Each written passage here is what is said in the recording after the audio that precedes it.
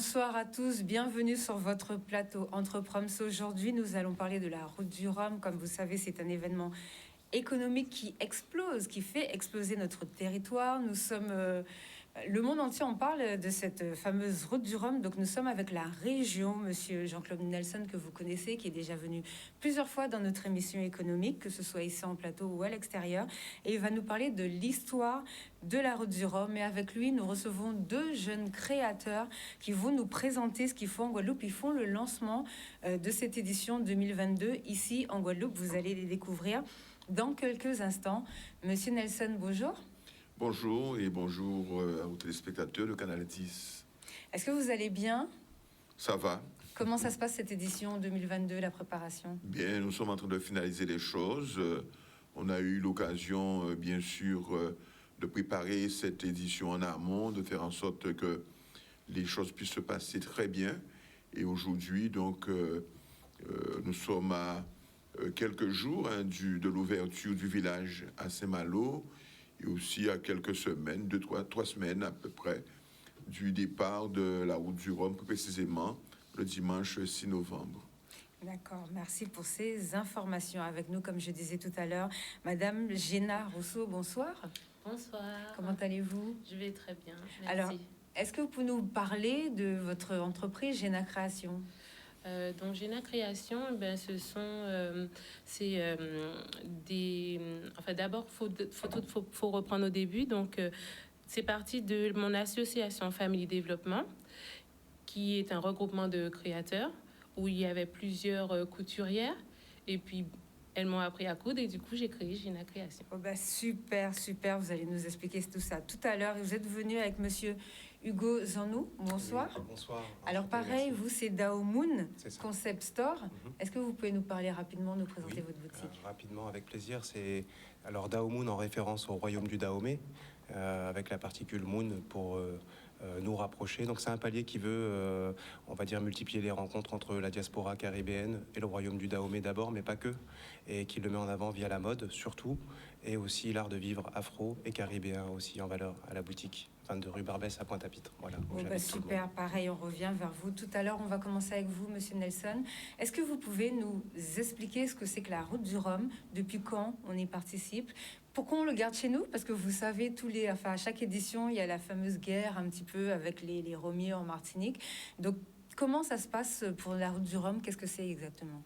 Alors, il faut savoir qu'à l'époque, Michel Etévenot, qui travaillait dans le journal L'Équipe, était friand de courses de bateaux à voile et se posait la question de pouvoir utiliser les plus grands bateaux avec de grandes jauges. Et finalement, ils ont créé cette course, ils ont imaginé une course transatlantique qui pourrait permettre de pouvoir accueillir tous les types de bateaux qui pourraient faire la traversée. Et je dirais que c'est à peu près une course open où on va trouver les vrais professionnels de la course au large et bien sûr certains amateurs aguerris qui pourraient faire la traversée. Donc, ils ont proposé ça à un certain nombre de départements de pays, notamment la Martinique. Mm-hmm. Ils ont refusé à l'époque, je crois que c'est Mme Michaud Chevry qui était la présidente. Elle a accepté donc de recevoir la course ici. Et depuis 1978, ça a été, je dirais, un amour entre la Guadeloupe et la ville de Saint-Malo. Alors, c'est vrai que beaucoup de gens n'ont pas compris ou ne se sont pas tout de suite approprié la route du Rhum. Et c'est vrai aussi que parfois il y a une concurrence. Certains disent que ça irait à Martinique, etc. Enfin bref, l'idée c'est qu'aujourd'hui, c'est une course qui est ancrée dans la tradition, dans les mœurs de la Guadeloupe. Et pour bien montrer que c'est vraiment ancré, nos prédécesseurs, je crois que c'est Madame Borel-Incertain, a eu cette idée, je dirais, que je trouve géniale, de dire que dorénavant, c'est pas la route du Rhum, mais c'est la route du Rhum destination Guadeloupe. Oui. Donc ça sous-entend que dorénavant, quand on parle de la route du Rhum, on sait que c'est la destination Guadeloupe. Et donc, ça fait que ça rattache encore plus la Guadeloupe à cette compétition. Et lorsque le président Charlus est arrivé, il a eu aussi une très bonne idée, c'est de signer pour 3 éditions. Donc, une fois qu'on signe pour 3 éditions, on n'en parle plus. Après, on va discuter s'il le faut.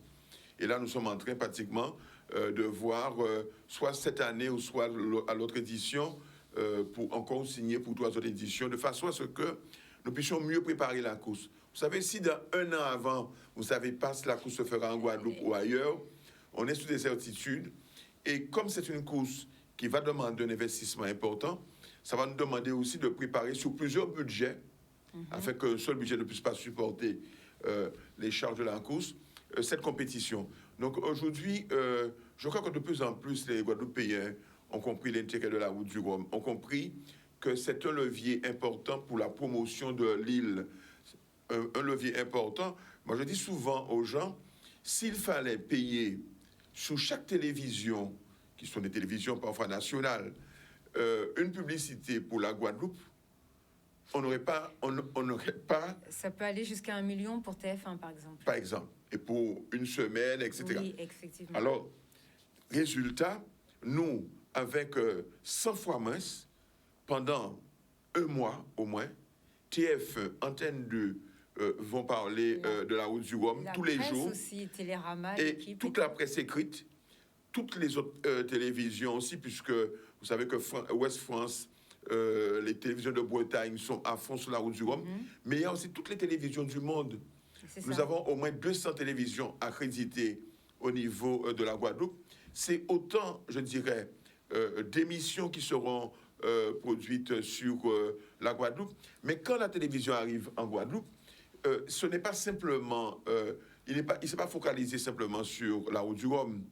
Bien sûr, ils vont donner des reportages sur l'arrivée, mais ils ont l'occasion aussi d'aller dans le pays, d'aller découvrir ce qui s'y passe, découvrir les entreprises guadeloupéennes, faire en sorte qu'on puisse découvrir les sites remarquables que nous avons en Guadeloupe. Et cela donne une image, je dirais, très favorable pour la Guadeloupe. Et puis, vous avez parlé de Rhum martiniquais. Alors, c'est vrai qu'avant notre arrivée, les rhummiers guadeloupéens traînaient les pieds pour pouvoir aller là. Et les Martiniques ont tout de suite capté la chose. Ils n'investissent pas 1 centime, mais profitent à cette époque-là pour faire la publicité de leur rhum, pour faire en sorte dans que... tous les bars et tout. Et je dis souvent aux gens, un métropolitain ne connaît pas le rhum. Donc, qu'il goûte le rhum de Guadeloupe ou de Martinique, il ne voit pas la différence, à moins qu'il soit un vrai connaisseur. Il achète du rhum, et il achète le rhum qu'on lui a présenté. Et donc, en 2018, nous avons fait un forcing, vraiment un forcing. Nous avons demandé à ce que OC Sport puisse respecter cette charte, que la route du Rhum, c'est les Guadeloupéens qui paient la route du Rhum. Donc, les Rhums qui seront dans le village, aux alentours du village, dans l'intramuros, ce sera du rhum guadeloupéen. Bien sûr, on ne peut pas empêcher un commerçant de vendre du rhum martiniquais s'il en a. C'est la libre entreprise, c'est la libre concurrence. Mais il n'y a pas de publicité de rhum martiniquais dorénavant. Ce sont des rhums guadeloupéens. Et je le dis pourquoi? Parce que y a des gens de mauvais esprit qui disent oui, mais le rhum, mais ce sont des industriels qui sont riches qui le font. Mais il ne faut jamais oublier une chose, c'est que... notre canne à sucre que... Voilà. Ce sont des petits planteurs de Guadeloupe et on en a 7000 qui ont des revenus sur le rhum. Ce sont aussi des ouvriers industriels qui travaillent dans les distilleries, qui gagnent leur vie. Et c'est toute une économie qui est autour, ceux qui vendent, ceux qui commercialisent. Et donc, et voilà. Et nous avons pour nous cette façon de faire qui est de dire que aujourd'hui, la route du rhum n'est pas simplement une course. Ce n'est pas une activité sportive. C'est un levier économique. Publicitaire aussi. Publicitaire, pour le tourisme, bien sûr, pour vendre le pays, faire venir des touristes. Mais aussi économique, pourquoi? Parce que lorsque nous allons à Saint-Malo, nous présentons pas moins d'une 50aine d'entreprises d'excellence qui vont exposer à Saint-Malo dans un pavillon que nous avons. C'est aussi des produits d'excellence.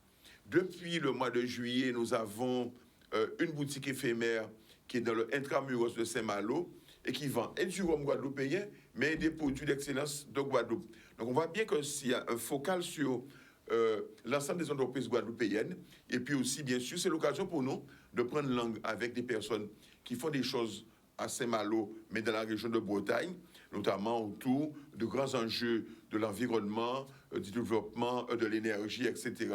Et donc, c'est pour nous le lieu aussi de rencontre avec des producteurs, avec des promoteurs qui veulent investir en Guadeloupe, qui arrivent en Guadeloupe et qui, lorsque la route du Rhum est là, eh bien, nous avons des milliers de personnes qui viennent et qui découvrent notre pays ou qui prennent langue avec les entrepreneurs de Guadeloupe pour investir dans notre pays. Alors c'est très bien, tout à l'heure vous parliez du rhum, alors effectivement, donc cette année vous avez commencé l'organisation beaucoup plus tôt que les autres éditions. Ça Oui, s'est passé parce que comment? nous avons commencé l'organisation, ça fait au moins 2-3 ans, Ouais, avec OC Sport, parce qu'il fallait aplanir les choses, Oui. travailler, je dirais, sur la convention que nous avons avec OC Sport, travailler sur le partenariat avec les sponsors qu'eux, ils ont en métropole, que nous n'avons pas ici, trouvé un juste milieu. Et puis, c'est une course qui va demander quand même un engagement particulier de la région et qui va demander aussi pour que nous puissions travailler avec un certain nombre de partenaires. Ici, nous avons les chambres consulaires, donc la CCI, la Chambre des métiers, nous avons bien sûr les pêcheurs, nous avons un certain nombre d'organismes qui viennent nous prêter main forte. Par exemple, la sécurité en mer, c'est fait avec l'organisation des pêcheurs, des marins-pêcheurs, qui connaissent la mer, qui connaissent un peu, je dirais, le pourtour, pour pouvoir mettre en place le village en métropole. Nous avons fait appel à la Chambre de commerce et industrie de la Guadeloupe pour pouvoir mettre en place la boutique. Nous travaillons avec la Chambre de commerce. Pour pouvoir vendre maintenant la Guadeloupe, nous avons fait appel au CTIG, qui ils vont mettre, pour la première fois, il y aura un stand de 150 mètres carrés à Saint-Malo. Nous allons véritablement vendre la destination Guadeloupe. Mais il faudrait savoir qu'en amont, nous avons aussi été à Saint-Malo au mois de juillet, parce qu'ils ont un office du tourisme sur le quai de Saint-Malo. Et l'idée pour nous, c'est pas de vendre la Guadeloupe au moment où nous sommes là. C'est de vendre tout le temps, toute l'année. Voilà, toute l'année. Et nous sommes en train de signer une convention avec la ville de Saint-Malo pour que chaque année, au mois de juillet, le CTIG aille à Saint-Malo pour vendre la destination, pour mettre un focus sur la Guadeloupe. Donc, on voit bien que pour nous, c'est une véritable activité économique. Et par ailleurs, en Guadeloupe maintenant, on a un village. Ce village-là, il y aura au moins une centaine d'entreprises qui vont exposer dans ce village-là. Mais nous avons aussi beaucoup d'entreprises qui vont intervenir. Le gardiennage, la sonorisation, l'éclairage. Nous avons aussi des écrans que nous allons mettre pour pouvoir démultiplier les offres, pour permettre que dans certains points, les gens puissent voir ce qui se passe sur le village. Nous avons les artistes. Pendant 2 ans, avec la Covid, ça va faire du les bien. Guadeloupéens ont été confinés, la culture a été confinée, la culture était la dernière déconfinée. Et les artistes guadeloupéens n'ont pas travaillé pendant ce temps, ou très peu.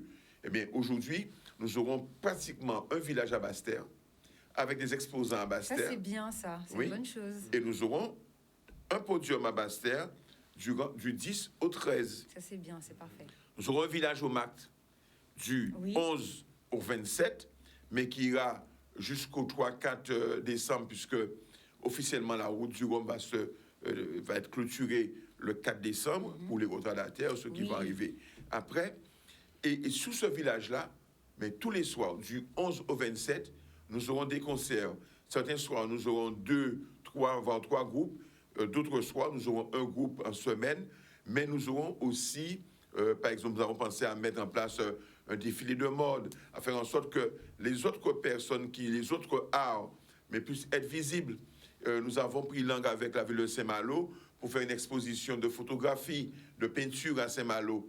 Nous sommes en train de voir avec la ville de Saint-Malo pour que le festival de BD qui est Caribule, qui se passe en Guadeloupe, eh bien, puisse avoir un lionnage avec Quai des Bulles, qui est un grand festival génial, qui se passe à Saint-Malo. Et l'idée, c'est de pouvoir faire en sorte que des jeunes Guadeloupéens demain puissent participer au festival Quai des Bulles dans le cadre de Caribule et vice-versa. Et ça nous permettrait vraiment de tisser des liens au niveau de la culture. Nous aurons pas moins de 3 groupes de carnaval qui partent à Saint-Malo. On a Moun Ki Moun, qui est un groupe de Mascapo. On a Mas Moun Massif, qui est un groupe de jeunes du Moule, avec, je dirais, une activité masque qui est totalement différente des Mascapo. Et nous aurons aussi l'un des plus vieux groupes de masques. Il s'agit des masques de Vieux-Fort, qui ont un carnaval particulier. Donc tout ça fait partie de la richesse de notre carnaval. Et puis, cette année-ci, on va innover, puisque nous aurons de grands podiums sous la place, sur le village de Saint-Malo. Nous aurons pas moins de 4 grands concerts, avec des concerts pour musique à masque et goka, Nous aurons bien sûr un concert avec la nouvelle scène, notamment avec la musique, je dirais, très en avant, que sont Christ et Sadique. Nous aurons un concert sur du traditionnel aussi avec Ronnie Théophile et Jean-Marc Ferdinand. Et nous aurons un concert au Zouk, et tout cela accompagné par le groupe Tempo. Mais génial. Je rappelle quand même que pendant du 25 au 6, on atteint pas moins de 2 millions de personnes sur le site de Saint-Malo. En moyenne par jour, c'est entre 200 et 300 000 personnes. Et donc, c'est une aubaine pour nos artistes de venir là, de jouer devant les gens. Et peut-être qu'il y a des producteurs de spectacles, des producteurs de festivals qui pourraient les voir et pourraient les approcher et les engager. Donc, pour nous, c'est vraiment une vitrine pour le développement de la Guadeloupe. Nous, on compte sur cela. Et dans nos recherches, on s'est rendu compte aussi que l'année qui suit la route du Rhum, eh bien, il y a une augmentation du nombre de touristes qui arrivent en Guadeloupe. Donc, on voit bien que c'est un élément moteur pour la promotion de la Guadeloupe. Alors, on va justement voir une petite vidéo de la région qui parle du parcours, du chemin que font les skippers. Et après, je vais vous poser une question sur le nombre, puisque visiblement, cette année, il y en a, c'est le maximum, il y en a beaucoup. C'est le record.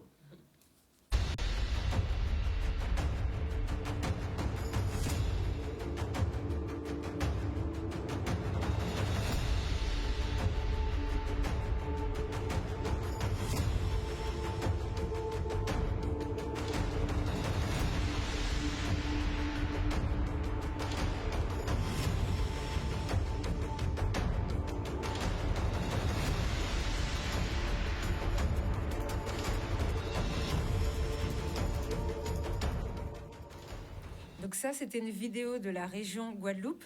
Alors, pourquoi est-ce qu'il y a eu autant de skippers qui se sont inscrits cette année? Est-ce qu'il y a d'autres pays qui ont décidé de participer? Comment ça s'est passé? Alors, il faut savoir qu'aujourd'hui, la route du Rhum crée de plus en plus d'engouement chez les skippers. Tous les skippers veulent venir à la route du Rhum. Et je ne vous cache pas qu'en 2018, nous avions déjà 124 skippers, c'est déjà un record. Cette année-ci, on aura 138 skippers. 138, d'accord. Et nous aurons pas moins de 7 Guadeloupéens ou néo-Guadeloupéens, à savoir, nous avons Kenny Piprol, Rodolphe Sefo, Willy Bissent, Donard et Ducosson. Et puis nous avons Seguin et Thibaut Vauchel qui sont là. Et puis, c'est plusieurs nationalités. On aura même, je crois, un Japonais, un Chinois c'est ça. Qui va participer. Le continent asiatique rejoint cette édition. Qui rejoint la route du Rhum. Donc tout ça aussi, c'est des focus parce que les télévisions suivent. La télévision chinoise va venir, la télévision japonaise va venir. Ça va vraiment donner, je dirais, un plein écran sur la Guadeloupe. Nous avons des Écossais, nous avons aussi un certain nombre de pays qui viennent. Et puis surtout, il faudrait savoir que quand vous avez la route du Rhum, vous avez la plus grande course transatlantique autour de la voile au monde. Et donc, ce n'est pas rien. Et il faudrait que les gens se mettent dans la tête que la Guadeloupe tient quelque chose de vraiment particulier. Je dirais qu'après les Jeux Olympiques, on a vraiment une épreuve qui a une dimension internationale et mondiale et que nous devons préserver, au contraire même amplifier. Donc, beaucoup de skippers, et je remercie le Grand Port de la Guadeloupe d'avoir mis en place un certain nombre d'équipements, parce que 138 bateaux, ils sont de plus en plus rapides, ils sont de plus en plus fiables. Donc ça veut dire que nous risquons d'avoir beaucoup plus de bateaux qui fassent la traversée et qui arrivent. Donc le Grand Port a dû aménager des pontons. La marina sera pratiquement vidée des bateaux pour recevoir ces bateaux. Et puis, il y aura des points de mouillage au large de l'île Brumant et donc dans la rade de Pointe-à-Pitre. Donc, les gens qui seront sur la place de la Victoire pourront voir les IMOCA, pourront voir ces bateaux magnifiques, gigantesques. Et puis, je dirais, c'est toute la danse et tout l'environnement jusqu'à carénage et bien sûr la marina. Ces lieux seront en fête. Parce que j'ai parlé du village de Basse-Terre, je parlais du village qui va se passer au MACT. Il y aura de l'animation sur la place de la Victoire, mais il y aura aussi un village qui est créé à la marina, là où les bateaux arrivent. Mais là, on a beaucoup plus parfois les sponsors qui font des manifestations, qui reçoivent leur monde. Mais c'est la Guadeloupe qui sera en ébullition. Oui, c'est ça. Et il faut savoir aussi que nous avons voulu que ce soit toute l'archipel qui participe. Donc, nous avons lancé un appel à projet afin que les gens manifestent leur intérêt pour la route du Rhum au niveau des EPCI, donc au niveau des communautés de communes. Donc, il y a des communes qui ont répondu. Et puis, la région Guadeloupe a fait aussi autre chose. Nous avons lancé aussi des appels à projets pour permettre que dans les restaurants de Guadeloupe, eh bien, nous puissions, la région va payer un certain nombre de groupes qui iront jouer et animer dans les restaurants. Génial, ça. Donc, ça va concourir à l'animation du territoire, mais ça permettra aussi aux entreprises, aux restaurateurs, eh bien, de bénéficier d'un groupe et de pouvoir faire en sorte de mettre en avant leur entreprise. Donc, tout ça, c'est pour nous permettre de pouvoir bien montrer que la restauration vit de la route du Rhum, vit du tourisme. Il y a des lieux où il y a des gîtes ruraux, il y a un certain nombre de personnes qui aujourd'hui n'ont plus de place parce que Oui. aujourd'hui c'est complet, les avions sont complets. Oui. Donc ça veut dire bien que quelque part, la route du Rhum a un effet levier important pour notre économie et la région se félicite puisque je rappelle que la région est compétente au niveau du tourisme, elle est compétente au niveau de la culture, au niveau du sport, mais surtout compétente au niveau de l'économie. Exactement, c'est tout à fait ça. C'est exactement le cœur même de la mission de la région Guadeloupe, de toutes les régions françaises, puisque c'est comme ça que nos territoires sont découpés. Alors, on va voir une deuxième vidéo qui parle, donc toujours faite par la région Guadeloupe, qui parle de l'arrivée. Et comme ça, nous allons faire intervenir nos deux jeunes, peut-être moins jeunes, vous allez nous dire, qui vont participer, qui vont organiser l'arrivée. Vous allez nous expliquer un petit peu comment ça se passe, comment ça va, ce que vous avez mis en place.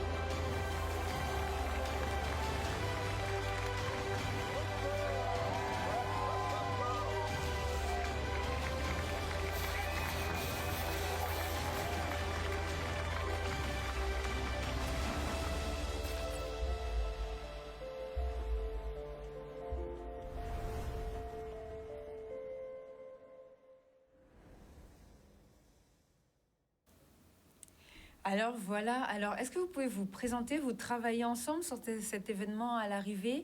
Comment vous êtes retrouvés à participer à cette arrivée de la route du Rhum en Guadeloupe? Dites-nous tout. Eh ben, je commence. Donc du coup, notre rencontre s'est fait comme suit.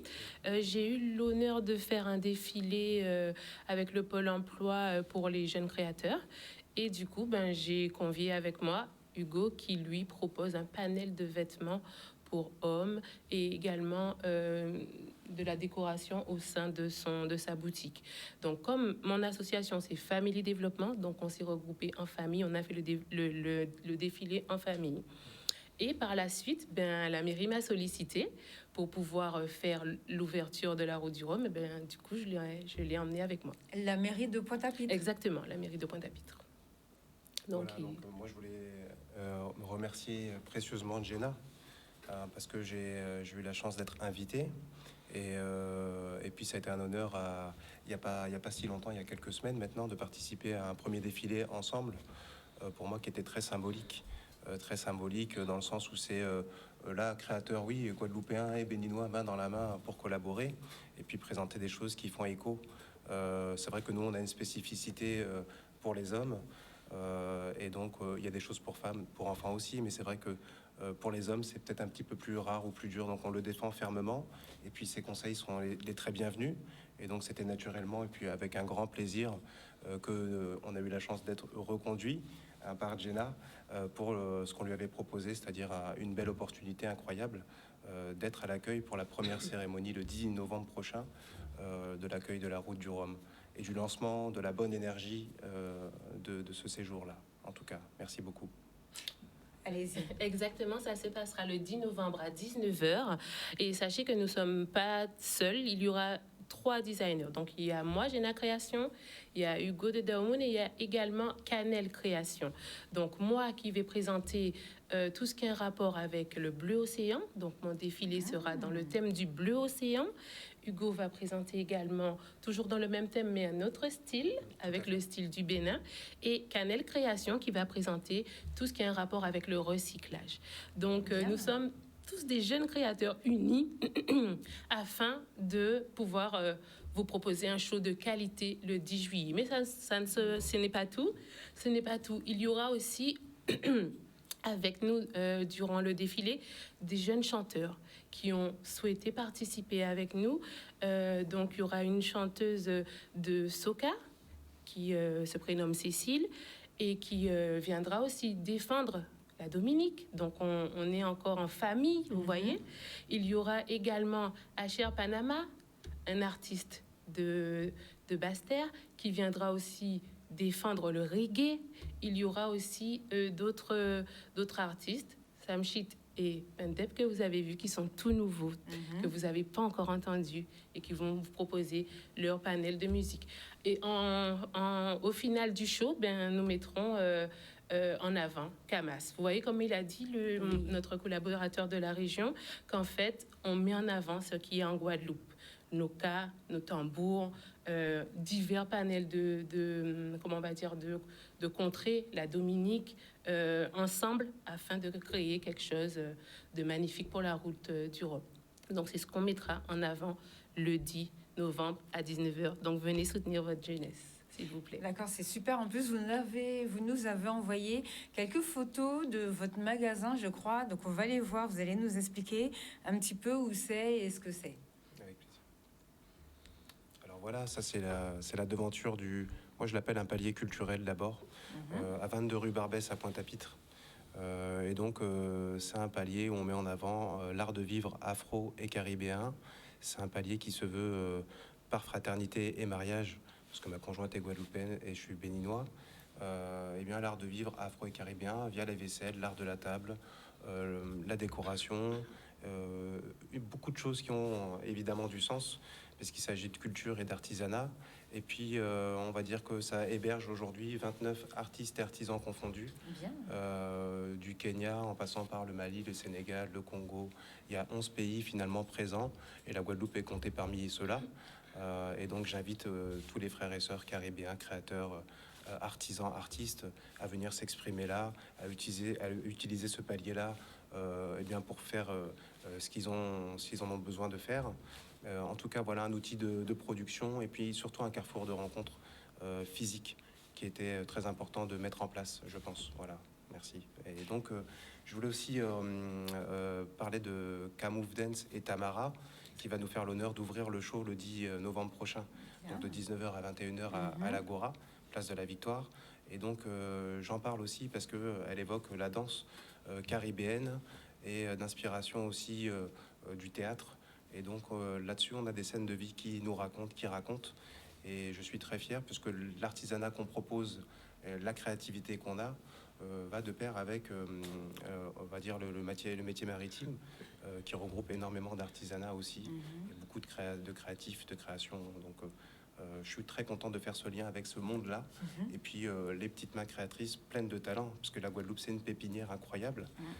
J'en ai le recul et j'y suis depuis 4 ans, donc ça saute aux yeux, c'est évident. Et donc j'ai confiance et on misera de tout notre cœur sur cet événement pour montrer la famille, la qualité et puis vraiment la puissance qu'on est capable de dégager. C'est sur cela qu'on se concentre. Voilà, ensemble. Merci. C'est qui DMC? Alors, c'est un de nos partenaires qui propose des accessoires de mode, comme on est dans le secteur de la mode. D'accord. Donc, c'est un de nos partenaires qui propose des sacs, différents accessoires de mode. Donc, voilà. D'accord. Et comment ça se passe, Show Mode Bleu Océan, comment ça se passe au niveau de l'organisation? Alors, au niveau de l'organisation, nous nous sommes regroupés puisqu'il y a différentes personnes dans Family Développement. Alors, il y a un directeur artistique, la mairie nous soutient également. Nous avons fait appel aussi à des amis également qui ont pu nous prêter des tapis, des choses pour qu'on puisse pouvoir faire quelque chose de magnifique et le soutien de divers collaborateurs. Je tiens surtout à soutenir, à citer l'ADI aussi, qui m'a appris beaucoup de choses sur l'entrepreneuriat, donc j'oublie pas. C'est un Tous ceux qui m'ont professionnel, qui m'ont permis d'avoir un cursus vraiment très organisé, Structuré pour la création exactement pour d'entreprise. pouvoir créer mon entreprise comme il se doit. Également, je regarde si j'ai oublié personne, parce qu'il faut oublier personne. Mais en fait, l'ADI, la mairie, le Pôle emploi, tout ce regroupement de personnes qui nous aident dans notre périple. Ça fait plaisir, puisque alors c'est rare d'avoir autant donc n'hésitez pas, vous pouvez répéter parce que c'est rare. D'habitude c'est plutôt oui, c'était compliqué, j'ai pas bien été accompagnée, donc ça fait plaisir. Le Pôle emploi, je sais qu'ils accompagnent bien, par contre on les reçoit souvent, donc big up le Pôle emploi, c'était une super bonne idée en plus ce que vous avez mis en place, donc n'hésitez pas à les remercier encore. Donc ça c'est oui. pas Franchement, oui. Un grand merci. Moi, je vais d'abord citer l'ADI parce que c'est de là que tout part. oui, c'est une structure, Qu'en fait, moi, j'ai eu vraiment un suivi de A à Z. Ils m'ont pas lâché comme ça. J'ai eu un suivi génial, vraiment. Par la suite, j'ai pu avoir mon financement, faire un premier événement et après j'ai eu un suivi complet. Donc je remercie l'ADI vraiment. Et également, par la suite, le Pôle emploi qui m'a sollicité pour pouvoir faire mon défilé. Donc c'est pour vous dire que il faut vraiment se lancer. C'est vrai qu'il y a des parcours qui sont peut-être chaotiques, mitigé, où il n'y a pas de suivi, mais il faut vraiment frapper aux bonnes portes et s'entourer de bonnes personnes. Là, justement, aujourd'hui, on a l'honneur d'avoir la région, le président de la commission. Donc là encore, on est encore super bien entouré. Donc merci à Canal 10 pour ça. Merci. C'est pas moi, c'est vous qui faites le travail. Donc nous aurons sûrement l'honneur de collaborer. Je prévois déjà. Un message est passé là. Voilà. Merci à toutes ces personnes qui nous soutiennent et qui nous permettent de réaliser nos projets, nos rêves. Donc voilà, c'est pourquoi nous sommes là et nous allons faire l'ouverture. L'ouverture va être vraiment fantastique, grandiose, magnifique avec des jeunes. Venez nous soutenir. Moi, je demande ça à chaque fois. Soutenez la jeunesse. Alors, l'ADI, c'est l'association ADI Finance. Elle conseille, elle accompagne les entrepreneurs dans la création et le développement de l'activité. Donc, c'est un peu comme la mission locale, mais pour les adultes, on va dire, parce que la mission locale, c'est pour les moins de 25 ans, je crois, l'accompagnement. Et là, des fois, par exemple, si vous démissionnez ou bien si vous changez d'emploi et que vous avez soit un fonds pour pouvoir créer votre entreprise ou bien soit vous percevez vos allocations chômage séparément, vous pouvez aller les voir et eux vont vous conseiller. Donc ils vont vous dire soit touche la moitié maintenant, comme ça avec cette partie tu pourras aller ouvrir ton entreprise, tu pourras trouver un local. Et franchement ils accompagnent pas mal. Donc il y a une agence à Pointe-à-Pitre, une à Morne-à-l'Eau, une à Basse-Terre, je crois. Vous avez été accompagné par qui? Alors celle de Pointe-à-Pitre. Celle de Pointe-à-Pitre. Voilà, j'aurais pu citer des noms là, mais avec des... Allez-y, donc, faites-vous plaisir. Franchement, moi je trouve que Monsieur Johan Kabidoche, franchement, c'est vraiment quelqu'un à solliciter, à vraiment dire merci pour tout. Il y a Terence aussi, elle a dit, il y a différentes personnes. Donc vous allez à Pointe-à-Pitre et vous frappez à cette porte-là. Franchement, vous serez vraiment bien aiguillé. Moi, je peux l'attester. Voilà. Voilà. Moi, je peux tirer un coup de chapeau à la CCI en ce qui nous concerne, nous, Daomoun. C'est une entreprise, une boutique à 2 ans. Et donc, c'est vrai que tout ce cheminement-là, de Pôle emploi, du côté de Sainte-Rose jusqu'à Pointe-à-Pitre à la CCI, on a été parfaitement bien accompagnés vers toutes les dates qui nous concernaient pour nous apporter un maximum de matière. Génial. Et puis, on a eu, c'est vrai, à la CCI, quand même, que des professionnels à notre service pour répondre à toutes nos questions, nous expliquer les rouages et gagner beaucoup de temps. Simplifier dans l'esprit de ceux qui cheminent. Oui, non sans difficulté, mais je pense qu'il faut effectivement peut-être être très précis et puis oser franchir ces paliers-là pour constater et puis pour rencontrer aussi. C'est-à-dire que c'est des pôles qui regroupent des gens informés ou des formateurs. On rencontre du monde là-bas. Et donc dans ces pôles-là, lorsqu'on a quelque chose à proposer, je pense que ça vaut le coup d'y aller, d'y postuler, de les solliciter. Comme l'a bien dit Jenna, on croise de vrais acteurs là-dedans. Et donc j'invite un peu à démystifier et à encourager ça dans le temps, que ça se concrétise de plus en plus. Comme je disais, il y a énormément de talents ici. Alors j'espère qu'un maximum pourront se révéler grâce à ces structures, comme nous, on a pu en bénéficier aussi. Voilà. Alors tout à l'heure, on a vu quelques photos d'un défilé de mode. Est-ce que vous faites d'autres défilés dans l'année? On sait par contre en Guadeloupe, il y a beaucoup de créateurs. Il y en a même qui partent dans le monde entier. Ils sont même plagiés des fois dans ce qu'ils font. Donc est-ce que vous avez eu l'occasion d'en faire d'autres? Bon, on sait qu'on est en sortie de Covid, mais ça commence à reprendre ou pas? Comment ça se passe dans ce secteur? Ben, moi, je parle plutôt pour moi. Donc, moi, je fais en sorte que ça reprenne. Donc, moi, je me donne les moyens. Là, par exemple, il y a le festival de Dominique. Ben, j'ai demandé à faire mon défilé. Moi, je bouge pour ma création. Je ne peux pas rester là à attendre et me dire que je vais faire quand il y aura un défilé. Non, j'impose mon défilé. Je veux un défilé en Dominique. On fait comment? Voilà, c'est comme ça que je fonctionne. Et je trouve à mon service où plusieurs personnes viennent me dire bon ben on peut faire comme ça, on peut faire comme ça. Donc il y aura un défilé en Dominique. Après quand je reviens, il y a le défilé pour la route du Rhum et je ne m'arrêterai pas là, il y en aura d'autres. Puisque le but étant de montrer au monde ma création et ce qu'on fait en Guadeloupe également. Donc j'invite avec moi plusieurs créateurs. Je ne suis pas fermée. J'ai une création, ça regroupe encore tout ce que je disais en famille. Donc, j'ai invité Hugo, comme je peux inviter quelqu'un de Gamar ou quelqu'un d'autre pour pouvoir allier ce que les jeunes font. Ce que la nouvelle génération et l'ancienne génération, afin qu'on puisse voir la diversité, la mixité. Moi, j'ai tel style.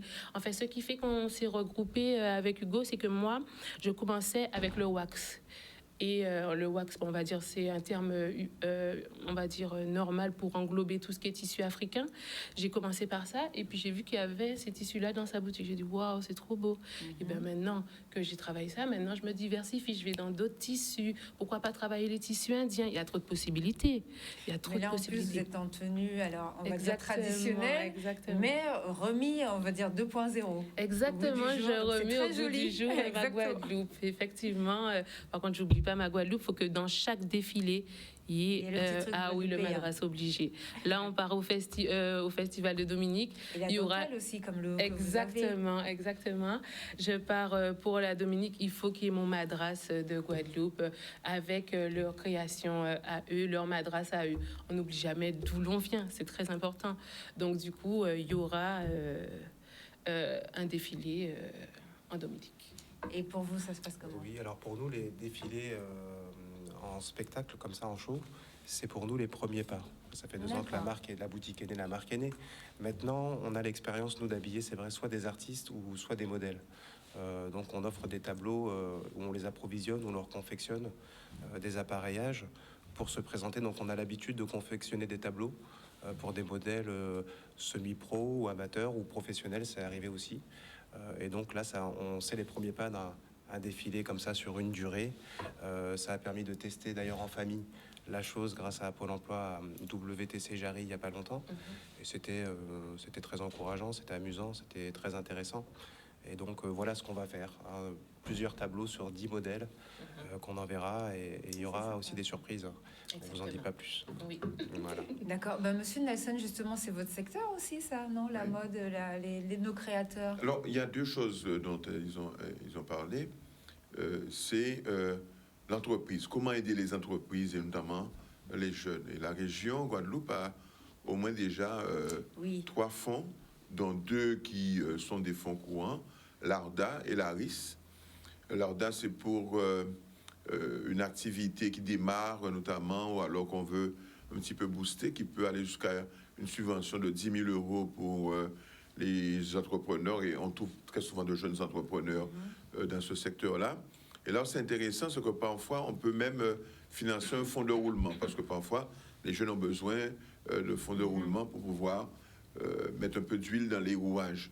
Et puis, nous avons la RIS qui est un fonds un peu plus important. On peut aller jusqu'à 40% d'un montant d'investissement maximum de 80 000 euros, donc 32 000 euros de subvention.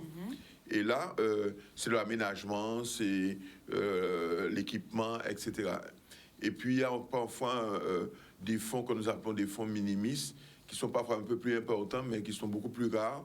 C'est vraiment pour donner un coup de boost à certains secteurs qui le méritent. Donc, le président Henri Charles a compris que beaucoup de jeunes entrepreneurs, non seulement avaient besoin de ces fonds-là, mais aussi avaient besoin de conseils. Et c'est pour ça qu'il a signé, il n'y a pas longtemps, une convention avec l'Ordre des experts comptables. Ah, c'est génial ça. Pour permettre que les experts comptables puissent venir aider les jeunes entrepreneurs. Je vais les faire venir. Voilà, pour leur permettre de pouvoir les accompagner, leur donner des conseils, puisque un expert comptable est expert dans le domaine et donne des conseils.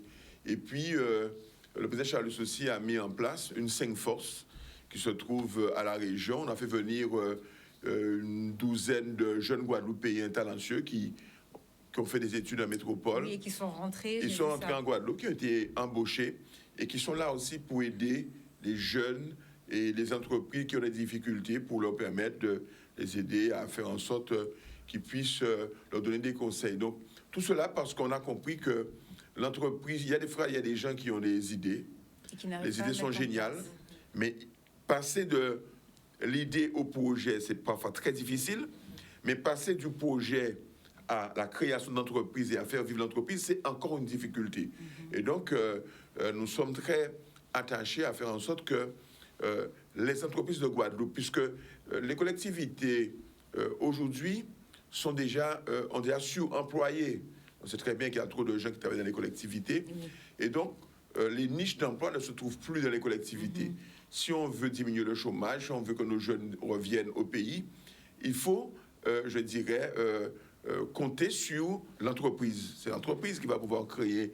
Alors, quand un jeune crée son emploi, c'est déjà un jeune en moins au chômage. Mais quand ce jeune-là peut en plus créer et embaucher, c'est encore mieux. Et c'est pour cela que lorsque nous avons des demandes de subvention, nous voyons des entrepreneurs nous dire « je pense embaucher une personne, 2 personnes, 3 personnes », ça nous fait chaud au cœur parce qu'on sait très bien que là, en plus de la création d'activité, la création du volume, mais nous avons une marche vers une pérennisation de l'entreprise. Une entreprise qui embauche, c'est censé être une entreprise qui se porte bien ou mieux par rapport à ce qui se faisait. Et donc, ce qui est important pour nous en matière de développement économique, c'est que ce tissu-là vienne irriguer tout le territoire. Le territoire de la Basse-Terre qui connaît parfois des difficultés et qu'après Fiona connaît encore plus de difficultés.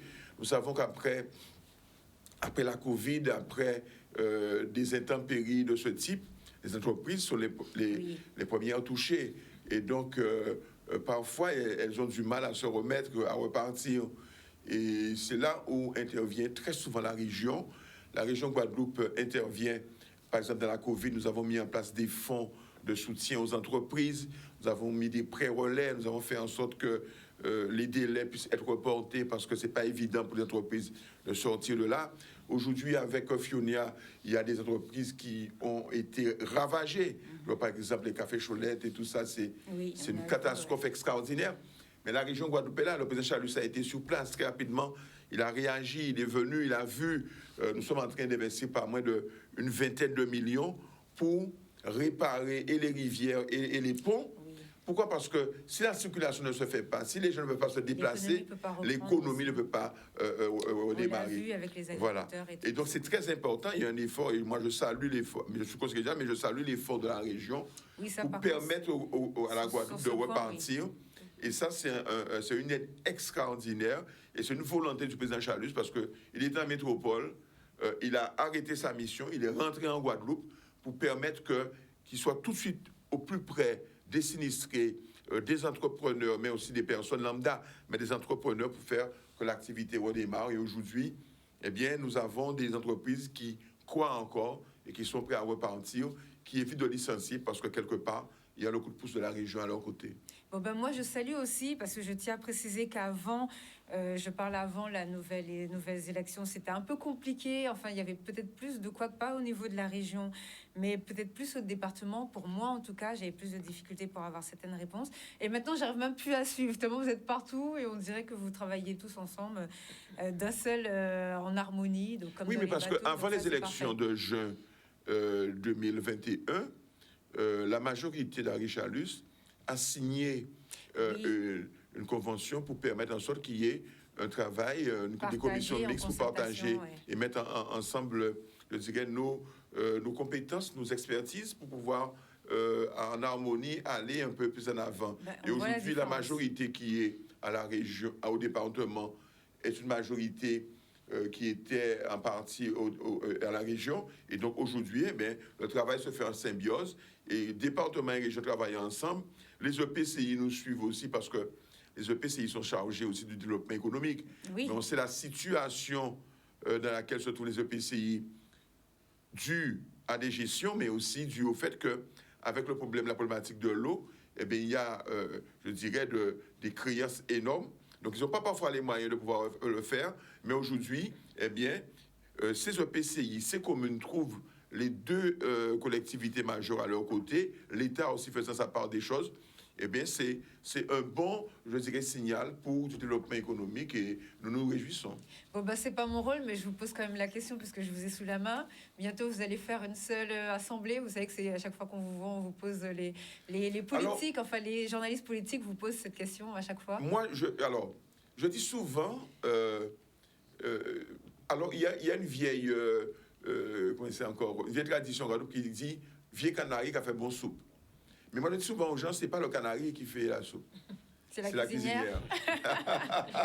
C'est la cuisinière. C'est la cuisinière, c'est son savoir-faire, c'est sa capacité à faire des choses. Donc, c'est pas le contenant qui est important, c'est le contenu. Si vous faites une assemblée unique pour ne pas avoir un pouvoir qui est élargi, ne pas avoir la capacité d'intervenir, d'agir sur les choses, c'est pas la peine. C'est pas parce que vous allez faire... Je prends un exemple. Aujourd'hui, la Martinique et la Guyane sont en assemblée unique et ils n'ont pas de plus-value par rapport à la Guadeloupe aujourd'hui. Donc, il faut réfléchir. D'accord. Il faudrait réfléchir véritablement à l'assemblée unique, ce que ça peut nous apporter, les points forts, les points faibles. Mais nous, ce que nous disons, c'est que nous voulons plus d'autonomie de décision, que les décisions se prennent au niveau local pour nous, c'est une partie des choses qui pourraient le faire, oui. et influer rapidement sur les choses. C'est là la question. Et puis après, l'histoire de l'Assemblée unique, ce sera la population guadeloupéenne de décider. Mais nous, élus, on doit se réunir, je dirais, presque en conclave pour discuter, pour pouvoir réfléchir. Alors, il y a ceux qui prônent l'Assemblée unique, il y a d'autres qui prônent le statu quo. Je ne sais pas qui a raison, mais il faudrait que nous puissions travailler ensemble, je dirais aller au fin fond des choses, discuter avec la Martinique pour voir un petit peu quels sont les problèmes qu'ils rencontrent. Ce n'est pas la peine de réinventer l'eau chaude quand l'eau chaude est déjà inventée. Donc il faudrait aller voir la Martinique, voir la Guyane, voir un peu ce qui s'y passe, quels sont les freins, quels sont les accélérateurs, et faire en sorte que nous ayons le meilleur statut pour la Guadeloupe. Mais en tout état de cause, nous nous disons que les Guadeloupéens auront à se prononcer si toutefois nous devons changer et de statut ou de gouvernance. D'accord, ben merci beaucoup. Alors, il nous reste 2 minutes, je ne vais pas vous retenir plus longtemps. Est-ce que vous avez quelque chose à rajouter pour nos téléspectateurs? Un mot pour la fin. Ben, juste venez nous soutenir le 10 novembre à 19h sur la place de la Victoire. C'est gratuit. On vous proposera un show d'exception. Donc, venez soutenir la jeunesse. Voilà, là, je rejoins tout à fait Jenna. Voilà une main tendue qu'on aura le 10. Et elle est honorée lorsqu'elle est rejointe. Donc, on compte sur tout le monde pour apporter de la vie, beaucoup de vibrations et puis beaucoup de force à tous les créateurs, parce qu'on parle des créateurs, il y en a donc 3 à travers ce défilé-là. Et puis autour de ça, comme on vous disait, via beaucoup de cultures, il y a plein d'acteurs, il y a beaucoup d'acteurs. Alors c'est toute la Guadeloupe quelque part qui est là. Et je l'invite à venir nous donner beaucoup de force. Elle est très bienvenue. Merci. D'accord. Alors moi, je vais faire rapidement passer un message du communiqué de presse conjoint de la DOM. Vous connaissez la DOM, hein, qui aide pour les formations, si vous voulez partir sur le territoire hexagonal, ou bien si vous voulez faire quelque chose, partir dans un autre pays, ils aident aussi, puisqu'ils viennent en soutien justement de la région. Donc la DOM et la ville de Sainte-Rose conjuguent leurs efforts en faveur de l'insertion professionnelle des jeunes. Donc mardi 18 octobre 2022 à 11h à l'hôtel de ville de Sainte-Rose. Donc allez-y, ils vont signer une convention ensemble et comme ça ils pourront mettre des choses en place au niveau de la région. Et ça, je pense, alors je ne vais pas m'avancer ou peut-être je vais attendre le prochain communiqué. Je pense que ça va être quelque chose qui va être mis en place avec d'autres communes. Donc là, ça va être la signature d'une convention de partenariat pour l'année 2022-2023 et ça va être une coopération renouvelable pour pouvoir accompagner nos jeunes à la qualification, à la professionnalisation et à l'entrée dans l'emploi des publics de Sainte-Rose par le biais de formations en mobilité. Oui, juste une chose pour dire aux Guadeloupéens. On les attend nombreux pour l'arrivée de la route du Rhum. On doit s'approprier la route du Rhum. Soutenir les skippers guadeloupéens, mais soutenir l'ensemble des skippers, parce que tous les skippers sont méritants pour traverser l'Atlantique et arriver en Guadeloupe. Bon, ben voilà, donc merci de nous avoir suivis. La semaine prochaine, on parlera encore de formation, parce que c'est une émission économique, donc forcément, on parle d'emploi et de formation. Bonne semaine à tous. Je vous laisse avec Chicanos. À la semaine prochaine et merci d'avoir tous été là. Merci beaucoup. Au revoir. Au revoir.